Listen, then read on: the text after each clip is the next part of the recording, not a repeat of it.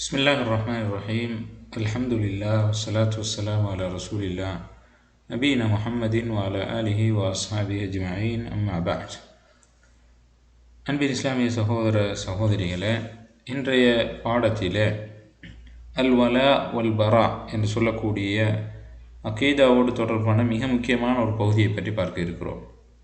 அதாவது அல் வலா என்று சொன்னால் நேசம் வைத்தல், அல் பரா என்று சொன்னால் நீங்கிக் கொள்ளுதல், விலகி இருத்தல் என்கிற அர்த்தத்திலே பயன்படுத்தப்படும். அல் வலா நேசம் வைத்தல் என்று சொன்னால் நாம் விரும்பக்கூடியவர்களோடு மறைமுகமாகவும் வெளிப்படையாகவும் நேசம் வைத்தல், அவர்களோடு மரியாதையாக நடந்து கொள்ளுதல், அவர்களை கண்ணியப்படுத்துதல், அவர்களுக்கு உதவி செய்தல் போன்றவற்றை இது குறிக்கிறது. அல் வலா என்று சொன்னால் நாம் விரும்பக்கூடிய, அதாவது முஸ்லிம்கள், அவர்களை மதித்தல், நேசம் வைத்தல், அவர்களை கண்ணியப்படுத்துதல் போன்ற விடயங்களை உள்ளடக்கியதான் இந்த அல் வலா என்கிற பகுதியாக இருக்கிறது. அல்லாஹு தஆலா இதை பற்றி அல் குர்ஆன் சொல்கிற போது, அல்லாஹு வலியுல்லதீன ஆமனு யுஹ்ரிஜுஹும் மினல் ظுலுமாத்தி இலன் நூர். அல்லாஹு தஆலா ஈமான் கொண்டவர்களுடைய பாதுகாவலனாக இருக்கிறான். அவன் இந்த ஈமான் கொண்ட இறை விசுவாசிகளை இருளிலிருந்து ஒளியின் பக்கம் வெளியேற்றுகிறான். இருளை நீக்கி அவர்களை பிரகாசத்தின் பக்கம் அழைத்து செல்கிறான். வல்லதீன கஃபரு, இறை மறுப்பாளர்கள், அவுலியாஹுமுத் தாகூத், அவர்களுடைய பாதுகாவலர்கள் தாகூதுகள் என்று சொல்கிற ஷைத்தான்கள் தான். யுஹ்ரியூனஹும் மினன் நூரி இலல் ظுலுமாத், அந்த ஷைத்தான்கள், அந்த தாகூதுகள் அவர்களை ஒளியிலிருந்து இருளின் பக்கம் வெளியேற்றி செல்கிறது. உலாஇக அஸ்ஹாபுன் நார், அவர்கள்தான் நரகத்தின் சொந்தக்காரர்கள், அதில் அவர்கள் ஹும் ஃபீஹா ஹாலிதூன், நிரந்தரமாக இருப்பார்கள்.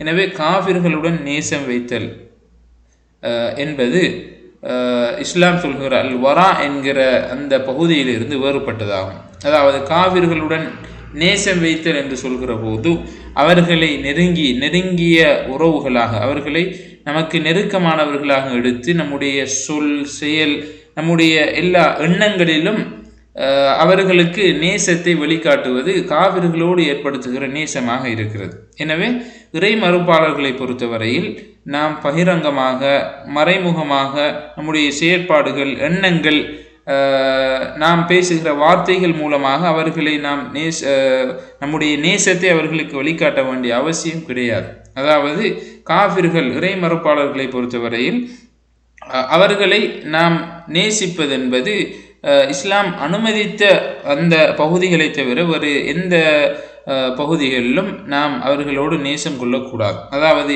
நேசம் நாம் விரும்பக்கூடியவர்கள் என்று சொல்கிற போது அது இறை விசுவாசிகளை தான் குறிக்கிறது.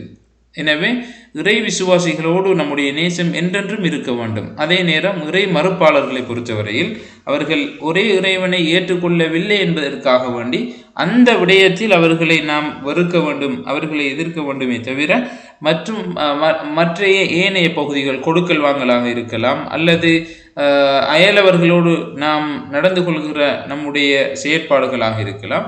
இந்த விடயங்களை பொறுத்தவரையில் பொதுவாக இஸ்லாம் இவ்வாறான விடயங்களை வலியுறுத்துகிறது. அயலவர்களை பொறுத்தவரையில் அயலவர்கள் நம்முடைய உறவுகளாக இருக்கலாம், முஸ்லிம்களாக இருக்கலாம், முஸ்லிம் அல்லாதவர்களாக இருக்கலாம். எனவே அயலவர்களோடு எப்படி நடந்து கொள்ள வேண்டும் என்பதை இஸ்லாம் பொதுவாக சொல்லியிருக்கிறது. அதிலே முஸ்லிம் அல்லாதவர் என்று வேறுபடுத்தவில்லை. எனவே அந்த விடயங்களை பொறுத்தவரையில் நாம் அனைவரோடும் என்ன செய்ய வேண்டும்? நல்ல முறையிலே நடந்து கொள்ள வேண்டும். எனவே நேசம் கொள்ளுதல், அதே போன்று நன்னடத்தை, நல்ல பண்பாடுகளோடு நடந்து கொள்ளுதல் என்பதற்கிடையிலே வித்தியாசம் இருக்கிறது. அதை பற்றி நாம் பிறகு பார்க்கலாம். அடுத்ததாக அல் வரா என்று சொல்கிற நீங்கிக் கொள்ளுதல் என்று சொல்கிற போது உபதேசங்கள், நல்ல அச்சமூட்டி எச்சரிக்கை செய்கிற விடயங்கள், மார்க்கம் சொல்லக்கூடிய ஓரிரை கொள்கைகள் போன்றவற்றை நாம் மற்றவர்களுக்கு எடுத்து சொல்லி அவர்கள் அதை ஏற்றுக்கொள்ளவில்லை என்றால் அந்த விடயத்தில் அவர்களோடு நாம் பகைவர்களாக நம்முடைய வெறுப்பை காட்டி அவர்களை விட்டும் ஒதுங்கிக் கொள்வதைத்தான் இந்த அல் பரா என்று சொல்லக்கூடிய இந்த பகுதி சுட்டி காட்டுகிறது. எனவே காவிர்களோடு, இறை மறுப்பாளர்களோடு நாம் உள்ளும் புறமாக நம்முடைய நேசத்தை, அன்பை அவர்களை திருப்திப்படுத்துவதற்காக வேண்டி நாம் நேசத்தை வெளிக்காட்ட வேண்டிய அவசியம் கிடையாது. மூமின்களை பொறுத்தவரையில் அவர்கள் அநியாயம் செய்யக்கூடியவர்களாக இருந்தாலும் அல்லாஹுவை ஏற்றுக்கொண்டவர்கள் என்கிற அடிப்படையில் அவர்களை நாம் நேசிக்க வேண்டும். அல்லாஹுக்காக நேசம் வைப்பதும் விரோதம் கொள்வதும் மூமின்கள் மீது கடமையாக இருக்கிறது. ஒரு மூமின் அநியாயம் செய்திருக்கிற சந்தர்ப்பத்தில் கூட அவனோடு நேசம் வைக்க வேண்டும். அவன் அல்லாஹுவை ஏற்றுக்கொண்ட ஒரு இறை விசுவாசி என்கிற அடிப்படையில் அவனை நாம் நேசிக்க வேண்டும். அதே நேரம் அநியாயம் செய்யக்கூடிய ஒரு மனிதன் அவனை நாம் இஸ்லாத்தை விட்டு வெளியேறியவன் என்கிற நிலையில் பார்க்க முடியாது. அநியாயம் செய்வதன் மூலமாக ஒரு மனிதன் இஸ்லாத்தை விட்டு வெளியேறிவிட மாட்டான். எனவே அவன் என்ன தவறு செய்திருந்தாலும் அவன் முஸ்லீம் இறை விசுவாசி என்கிற வட்டத்திற்குள் இருக்கும் வரைக்கும் அவனோடு நாம் இஸ்லாம் சொல்கிற அந்த நேசம், அந்த அல் வலா என்கிற விடயத்தை நல்ல முறையிலே பேணிக்கொள்ள வேண்டும். அல்லாஹு தாலா இதை பற்றி அல் குர்ஆனில் சொல்கிறான்,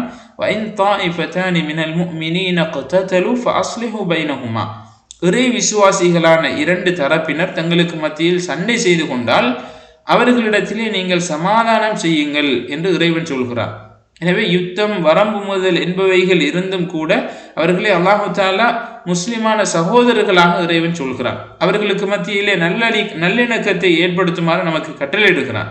ஒரு மூமின் நமக்கு அநியாயம் செய்து வரம்பு மீறினாலும் அவனை நேசிப்பது, மூமின் என்கிற அடிப்படையில் அவனை நேசிப்பது நம்முடைய கடமையாக இருக்கிறது. நபி அவர்கள் சொல்கிறார்கள், முஸ்லிம் அஹுல் முஸ்லிம், ஒரு முஸ்லிம் இன்னொரு முஸ்லிமுடைய சகோதரன். எனவே முஸ்லிம் மூமின் என்கிற அந்த வட்டத்தில் இருந்து நாம் பார்க்கிற போது அவனை நேசிக்க வேண்டும். நம்முடைய எதிரியாக இருக்கலாம், நமக்கு அநியாயம் செய்த ஒரு அநியாயக்காரனாக இருக்கலாம். எனவே அப்படியான சந்தர்ப்பத்தில் ஒரு முஸ்லிமா அல்லது நம்முடைய இஸ்லாத்தில் இருக்கிற நம்முடைய எதிரியா அல்லது முஸ்லிம் அல்லாத ஒரு எதிரியா என்று பார்க்கிற போது நமக்கு நமக்கு அநியாயம் செய்திருந்தாலும் முஸ்லிம் என்கிற வட்டத்தில் இருக்கிறவனைத்தான் நாம் நேசிக்க வேண்டும், முற்படுத்த வேண்டுமே தவிர ஒரு இறை மறுப்பாளனை நாம் ஒரு முஸ்லிம் நமக்கு பகைவனாக இருந்தால் கூட ஒரு முஸ்லிமை விட மேலானவனாக நாம் என்ன செய்ய முடியாது, ஒரு இறை மறுப்பாளரை பார்க்க முடியாது. அதே நேரம் ஒரு மனிதனிடத்தில் கெட்ட நல்ல விடயங்கள், பாவம், கட்டுப்படுதல், மாறு செய்தல், சுன்னா பிதா ஆகிய விடயங்கள் ஒன்று சேர்க்கிற போது ஒரு முஸ்லீமை பொறுத்தவரையில் அவனிடத்திலே நல்ல விடயங்கள் இருக்கும். அதே போன்று மார்க்கம் சொல்கிற கெட்ட விடயங்கள், மார்க்கம் அனுமதிக்கக்கூடிய நல்ல விடயங்களும் மார்க்கம் விலகி இருக்க வேண்டும், தடை செய்திருக்கின்ற விலகி இருக்க வேண்டும் என்று சொல்கிற பாவமான காரியங்களும் ஒன்று சேர முடியும். எனவே அதற்கு ஏற்றவாறு ஒரு முஃமினாக இருக்கிற போது, அவன் மார்க்கத்தோடு தொடர்பாக இருக்கும்போது அவனோடு நாம் நேசம் வைப்பதோடு மார்க்கத்திற்கு அப்பாற்பட்ட விடயங்களில் அவன் ஈடுபடுவானாக இருந்தால் அந்த விடயங்களில் அவனை நாம் வெறுக்க வேண்டும், அவனை நாம் மனதால் வெறுக்க வேண்டும். இது இஸ்லாம் சொல்லக்கூடிய ஒரு வழிகாட்டலாக இருக்கிறது. எனவே அவன் தவறு செய்கிறான், அநியாயம் செய்கிறான் என்பதற்காக வேண்டி அவனை ஒட்டுமொத்தமாக நாம் ஒதுக்கி விடுவது மார்க்கம் சொல்லக்கூடிய வழிகாட்டல் கிடையாது என்பதை நாம் புரிந்து கொள்ள வேண்டும். அதே போன்று ஒரு நபரிடத்திலே, ஒரு மனிதனிடத்திலே கண்ணியத்தையும் இழிவையும் ஏற்படுத்தக்கூடிய விடயங்கள் இருக்கலாம். உதாரணமாக திருடன் களவெடுக்கக்கூடிய ஒரு மனிதன், அவன் திருடியதற்காக வேண்டி அவனுடைய கையை இஸ்லாமிய மார்க்கம் துண்டிக்க வேண்டும் என்று சொல்கிறது. ஆனால் அவனுடைய தேவைக்கு ஏற்றவாறு பைத்துல் மாலில் இருந்து அவனுக்கு உதவி கொடுக்க வேண்டும், உதவி வழங்க வேண்டும் என்று இஸ்லாம் சொல்கிறது. இதுதான் அஹ்லு சுன்னா வல் ஜமா பிரிவினரை சேர்ந்தவர்களுடைய வழிகாட்டல் வழிமுறையாக இருக்கிறது. இதை பொறுத்தவரையில், இந்த விடயத்தை பொறுத்தவரையில் ஹவாரிஜிகளும் முஅ்தஸிலாக்களும் இந்த விடயத்திலே அஹ்லு சுன்னா வல் ஜமா அறிஞர்களோடு அல்லது அந்த பகுதியை சார்ந்தவர்களோடு அவர்கள் மாற்றமான கருத்தை கொண்டிருக்கிறார்கள். எனவே அல்லாஹ் தஆலா திருக்குர்ஆனில் சொல்கிறான், லா தஜிது கௌமன் யுமினூன பில்லாஹி வல் யௌமில் ஆகிர் யுவாதுன மன் ஹாத்த அல்லாஹ் வ ரசூலா. அதாவது அல்லாஹுவையும் மறுமை நாளையும் ஈமான் கொண்ட ஒரு கூட்டத்தை நீங்கள் காண மாட்டீர்கள். யுவாதுன மன் ஹாத்த அல்லாஹ் வ ரசூலா, அல்லாஹ்வையும் அல்லாஹ்வுடைய தூதரோடும் அல்லாஹுவையும் அல்லாஹுடைய தூதரையும் எதிரியாக எடுத்துக்கொண்டவர்கள், அல்லாஹுவையும் அல்லாஹுடைய தூதரையும் ஏற்றுக்கொள்ளாதவர்களோடு நேசம் கொள்ளக்கூடியவர்களாக அல்லாஹுவையும் மறுமை நாளை நம்பியவர்களை நீங்கள் காண மாட்டீர்கள். வலவு காணும் ஆபா ஆகும், அவர்கள் அல்லாஹுவையும் அல்லாஹுடைய தூதரையும் எதிர்க்கிறவர்கள் தங்களுடைய பெற்றோர்களாக இருந்தாலும், பிள்ளைகளாக இருந்தாலும், இஹ்வானஹும் சகோதரர்களாக இருந்தாலும், அஷீரத்தஹும் உறவினர்களாக இருந்தாலும், அல்லாஹுவையும் மறுமை நாளையும் ஈமான் கொண்ட மக்கள் அல்லாஹையும் அல்லாஹுடைய தூதரையும் எதிர்க்கிறவர்கள், எதிரியாக பார்க்கிறவர்களோடு நேசம் வைக்க மாட்டார்கள். எனவே அல்லாஹுவையும் அல்லாஹுடைய தூதரையும் எதிர்க்கக்கூடியவர்கள், அவர்கள் நம்முடைய குடும்பத்தவர்களாக இருந்தால் கூட அவர்களோடு நாம் நேசம் கொள்ளக்கூடியவர்களாக, மார்க்கம் என்று வருகிற போது அவர்களை மார்க்கத்தை விட முற்படுத்தக்கூடியவர்களாக நாம் ஒருபோதும் இருக்கக்கூடாது. அதுதான் மூமின்களுடைய பண்பாக இருக்கிறது. வல்முமினூன வல்முமினாத்து பஅதுஹும் அவுலியாஉ பஅத். இறை விசுவாசம் கொண்ட ஆண்களும் பெண்களும், ஆண்களும் அதே போன்று விசுவாசம் கொண்ட பெண்களும் தங்கள் சிலருக்கு உற்ற நேசர்களாக இருக்கிறார்கள். எனவே நேசம் என்பது மூமின்களுக்கு மத்தியில் இடம்பெறக்கூடியவை என்பதை புரிந்து கொள்ள வேண்டும். அடுத்ததாக நேசம் வைத்தல், நல்ல நன்னடத்தை, நல்ல பண்பாடுகளோடு நடந்து கொள்ளுதல் என்பதற்கிடையில் வித்தியாசம் இருக்கிறது. அதாவது நேசம் வைத்தல் என்பது வேறு, நல்ல பண்பாடுகளோடு மற்றவர்களோடு நடந்து கொள்ளுதல் என்பது வேறு. நேசம் வைத்தல் என்று சொல்கிற போது அது மூமின்களோடு மாத்திரம் தொடரப்பட்ட ஒன்றாக இருக்கிறது. நன்னடத்தை, நல்ல பண்பாடுகளோடு நடந்து கொள்ளுதல் என்கிற போது அது மூமின்களோடும் அந்த பண்பாடுகளை பேண வேண்டும், முஸ்லிம்கள் அல்லாதவர்களோடும் நாம் என்ன செய்ய வேண்டும், அந்த பண்பாடுகளை பேண வேண்டும். அல்லாஹு தஆலா சொல்கிறான், லா யன்ஹாகுமுல்லாஹு அனில் லதீன லம் யுகாத்திலூகும் ஃபித்தீன். உங்களின் மார்க்க விடயங்களில் உங்களோடு சண்டை செய்து கொள்ளாத, போராடாதவர்களை, அவர்களுடன் அதே போன்று உங்களுடைய வீடுகளில் இருந்து உங்களை வெளியேற்றாதவர்களுக்கும் நீங்கள் நலவு செய்வது, அவர்களோடு நீதமாக நடப்பது என்பதை அல்லாஹ் உங்களுக்கு தடுக்கவில்லை. அதாவது உங்களோடு யுத்தம் மார்க்கத்திற்காக உங்களோடு யுத்தம் செய்யாதவர்கள், உங்களுடைய வீடுகளிலிருந்து உங்களை வெளியேற்றாதவர்கள், இவர்களோடு நீங்கள் நல்ல முறையில் நடந்து கொள்வதும் நீதியை நேர்மையை பேணுவதையும் இறைவன் தடை செய்யவில்லை என்று சொல்கிறார். எனவே யுத்தம் என்று வருகிற போது, யுத்த காலத்திலே எதிரிகளோடு நாம் நேசமாக நடந்து கொள்ள வேண்டும் என்று இஸ்லாம் சொல்லவில்லை. யுத்தம் என்று வந்துவிட்டால் அல்லது மார்க்கத்திற்காக வேண்டி நம்மை எதிர்க்கக்கூடியவர்களோடு நாம் நல்ல முறையில் நடந்து கொள்ள வேண்டும் என்ற அவசியம் கிடையாது. அவர்களோடு நமக்கு எதிரியாக இல்லாமல் நம்மை வீட்டை விட்டு வெளியேற்றுகிற அளவுக்கு அல்லது மார்க்கத்திற்காக வேண்டி நம்மோடு யுத்தம் செய்கிற அளவுக்கு வராதவர்களோடு நாம் நேர்மையாக நல்ல பண்பாடுகளோடு நடந்து கொள்வதற்கு இஸ்லாம் நமக்கு அனுமதி வழங்கி இருக்கிறது. எனவே இந்த வசனத்தை பொறுத்தவரையில் உதவி புரிதல், அன்பு செலுத்துவது என்பது முஸ்லிம்களோடு மாத்திரம் ஏற்படக்கூடியது. இறை மறுப்பாளர்களான இஸ்லாத்திற்கு அப்பாற்பட்டவர்கள் நம்முடைய குடும்ப உறவினர்களாக இருந்தாலும் அவர்களோடு நல்ல முறையில் நடந்து கொள்ள வேண்டும், நம்முடைய உறவுகளை பேணிக்கொள்ள வேண்டும். அவர்களுக்கு நாம் தேவையான செலவுகளை, தேவையான அவர்களுடைய தேவைகளை நிறைவேற்றுவது என்பது வேறாக இருக்கிறது. அதாவது நம்முடைய உறவுகள் முஸ்லிம் அல்லாதவர்களாக இருந்தாலும் அவர்களுக்கு அவர்களுடைய தேவைகளை நிறைவேற்றி கொடுத்தல், அவர்கள் குடும்பம் என்கிற அடிப்படையில் அவர்களை நாம் நம்முடைய உறவுகளை பேணுகிற விடயத்திலே அவர்களை நாம் கண்காணித்துக் கொள்ளுதல், கவனித்துக் கொள்ளுதல், அவர்கள் உறவுகள் என்கிற அடிப்படையில் அவர்களை நாம் சந்தித்து அவர்களோடு உறவாடி கொள்ளுதல் போன்ற விடயங்களே மார்க்கம் தடை செய்யவில்லை.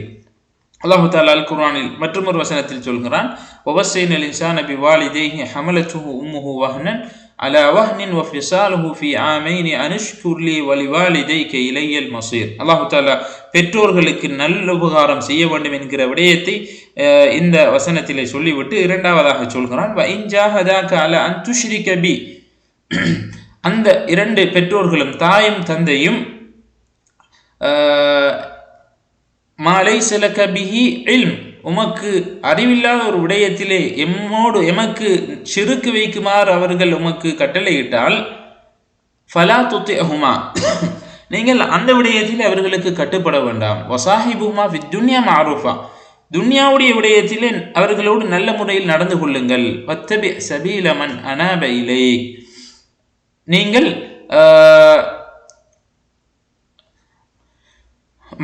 வத்தபி சபீல மன் அனாப இலைய, என் பக்கம் என்னை நோக்கி நிற்போரின் வழியை நீங்கள் பின்பற்றுவீர்களாக என்று இறைவன் சொல்கிறார்.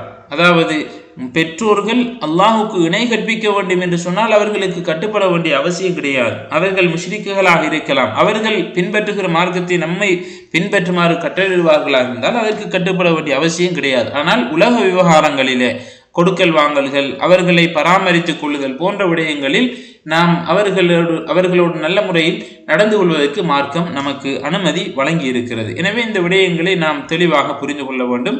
அல்லாஹு தஆலா மற்றொரு வசனத்தில் சொல்கிறான், வஅப்துல்லாஹ வலா துஷ்ரிகு பிஹி ஷைஆ, நீங்கள் அல்லாஹ்வை மாத்திரம் வணங்குங்கள், அவனுக்கு இணை கற்பிக்காதீர்கள்.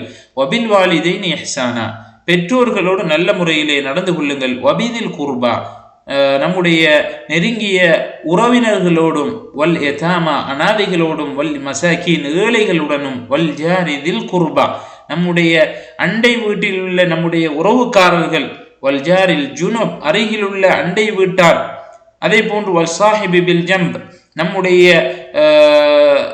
நண்பர்களாக இருக்கக்கூடியவர்கள், பிரயாணத்திலோ அல்லது நம்முடைய தொழிலோ நண்பர்களாக இருக்கக்கூடியவர்கள், வபினி சபீலி வழிபோக்கர்கள், அதே போன்று ஒமா மலகத் ஐமானுக்கும் உங்களுடைய அடிமைகளுக்கும் அன்பு உபகாரம் நீங்கள் செய்து கொள்ளுங்கள். இன்னல்லாஹ லா யுஹிப்பு மன் கான முஹ்தாலன் ஃபஹூரா, நிச்சயமாக அல்லாஹு தஆலா கர்வமுடையவராக இருப்பவர்களை ஒருபோதும் நேசிக்க மாட்டான் என்று இறைவன் அல் குர்ஆனிலே மிக தெளிவாக சொல்கிறான். எனவே இந்த வசனத்தை பொறுத்தவரையில் பெற்றோர்களுக்கு உபகாரம் செய்ய வேண்டும், நெருங்கிய உறவுகள், அதே போன்று அனாதைகள், ஏழைகள், நம்முடைய அயல் வீட்டுக்காரர்கள், நம்முடைய தொழில் நமக்கு நண்பர்களாக இருக்கக்கூடியவர்கள், வழிபோக்கர்கள் என்று பொதுவான ஒரு வார்த்தையில் இறைவன் இங்கே பயன்படுத்தி இருக்கிறான். எனவே இந்த வசனத்தை வைத்து நாம் நம்முடைய நல்ல பண்பாடுகள், பழக்க வழக்கங்களை பொறுத்தவரையில் நல்ல இஸ்லாம் சொல்லக்கூடிய அஹ்லாக்குகளை முஸ்லிம் அல்லாதவர்கள் அல்லது முஸ்லிம்களாக இருந்தால் கூட அல்லது முஸ்லிம் அல்லாதவர்களாக இருந்தால் கூட அவர்களோடு நாம் நடந்து கொள்ள வேண்டும். ஆனால்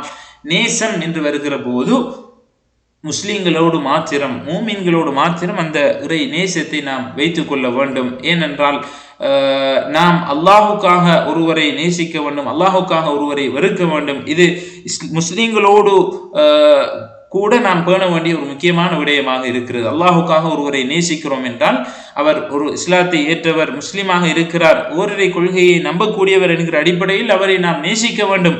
அவர் இஸ்லாமிய வட்டத்திற்குள் இருக்கிறார் என்பதற்காக அவரோடு நேசம் வைக்க வேண்டும். அதே நேரம் அவர் மூமினாக இருந்து கொண்டு சில பாவங்கள் செய்கிறார், சில தவறுகள், இஸ்லாம் தடை செய்த காரியங்கள் ஈடுபடுகிறார் என்றால் அந்த விடயங்களில் அவரை நாம் வெறுக்க வேண்டும், அவர் மீது நாம் கோபம் கொள்ள வேண்டும். அதே நேரம் மொத்தமாக அல்லாஹுவை வெறுக்கக்கூடியவர்கள், அல்லாஹுவை கடவுளாக ஏற்றுக்கொள்ளாதவர்கள், அவர்களோடு நாம் நேசம் கொள்ள வேண்டிய அவசியம் கிடையாது. ஏனென்றால் அவர்கள் அல்லாஹுவை ஏற்றுக்கொள்ளவில்லை, ஓரிரை கொள்கையை ஏற்றுக்கொள்ளவில்லை என்பதற்காக நாம் அவர்களோடு நாம் நம்முடைய வெறுப்பை காட்ட வேண்டும். அவர்கள் இதை ஏற்றுக்கொள்ளவில்லை என்பதற்காக நாம் அவர்களோடு நேசம் வைக்கக்கூடாது. எனவே இந்த விடயங்களை அல் வலா வல் பரா என்கிற விடயங்களை நாம் தெளிவாக புரிந்து கொள்ள வேண்டும்.